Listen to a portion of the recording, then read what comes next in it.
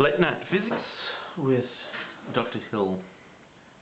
I now only draw the HSC Bohr atom with shell quantum number equals n equals 1, n equals 2, n equals 3, and a nucleus in the center with protons and neutrons. But tonight we're going to look at Planck, Max Planck, and his exploration of black body radiation. It starts off with a black body radiator, and it has the property that it's black, perfect absorber,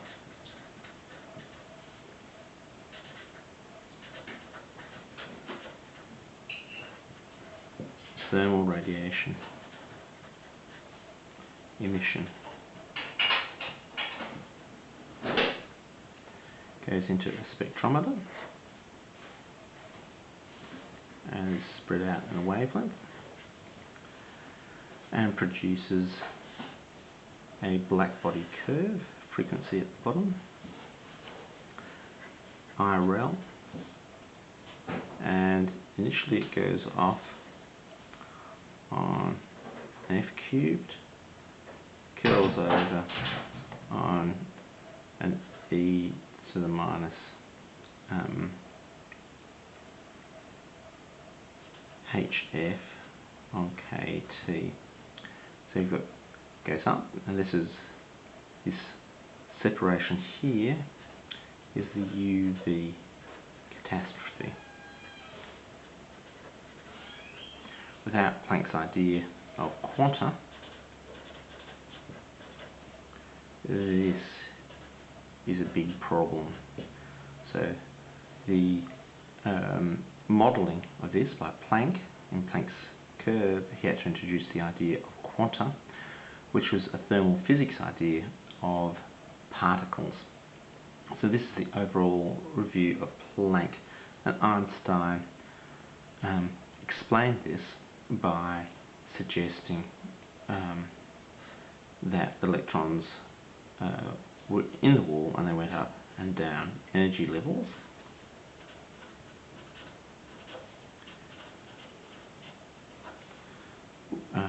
And the photon has energy equals hf. So he identified that energy up there as hf. So that's Planck. Getting on to Einstein, he had the photoelectric effect, and it started off with a cathode in a glass tube,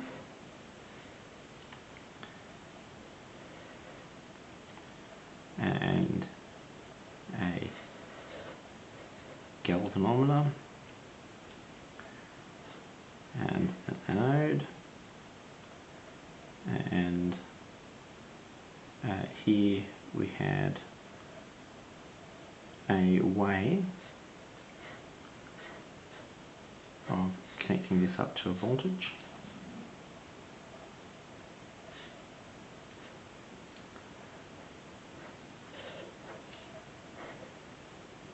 So this selected a voltage in here. And you notice that I put this negative so that the electrons come off, they are repelled by a negative thing, and we have a light source here.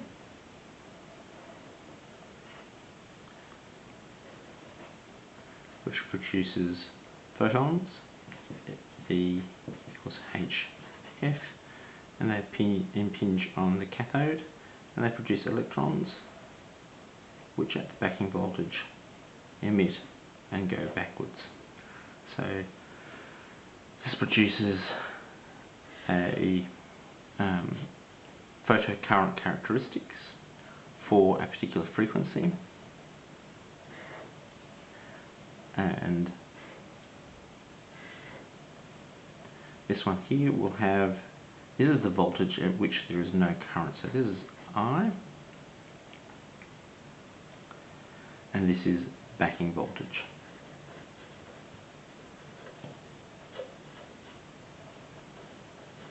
and this point in here is the stopping voltage.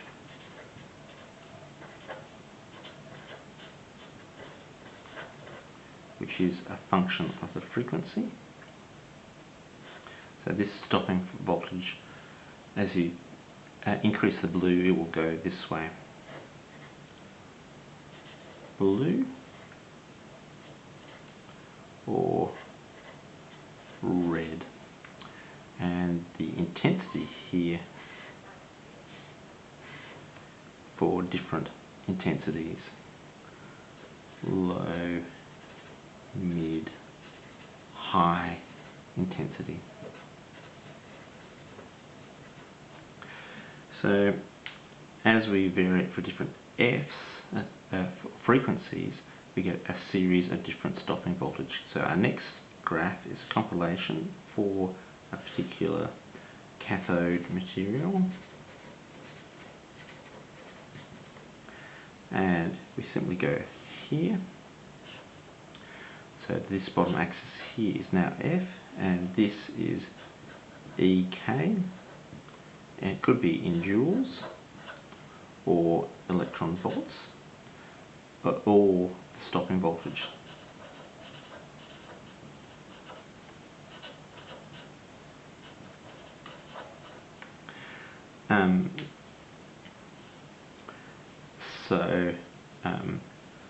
Obviously we can't have a negative stopping voltage, so this axis here is energy, and we get a series of data points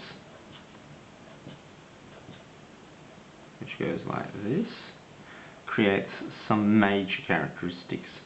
So this says that the higher the frequency, after taking apart this thing, which is the work function, we have this distance here, which is EK, the kinetic energy of the electron. So we have some major feature here. One, threshold hold frequency. So beneath this frequency, if it's a longer frequency or slower frequency, there's no electrons. After this you suddenly do get electrons. But down here, this intercept 2 is the stopping voltage. Correction, the work function.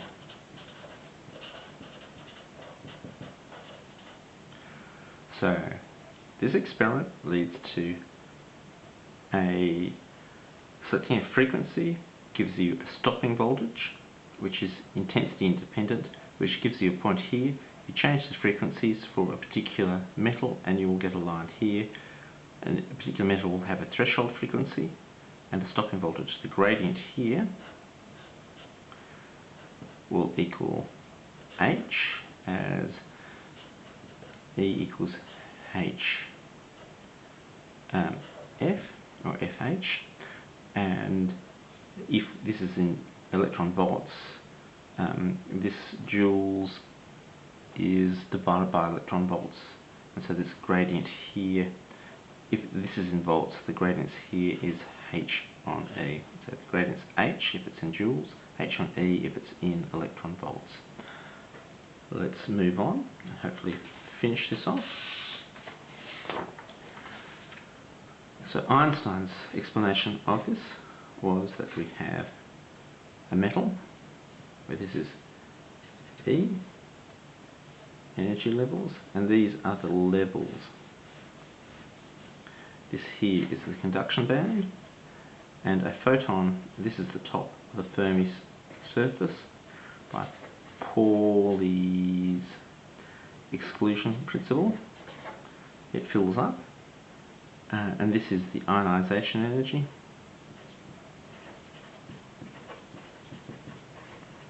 In which an electron is free to go, and a photon comes in here and will eject an electron up to here or up to here, and the difference here EK equals HF minus the work function. So that ends this. Einstein had the physical explanation of this, and the major thing is that light was a particle.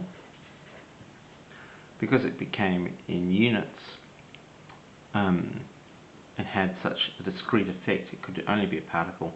A wave would build up over a long period of time, so not a wave.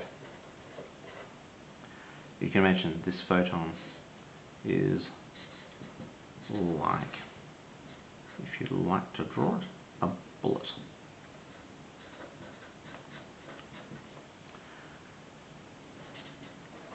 Discrete. Okay.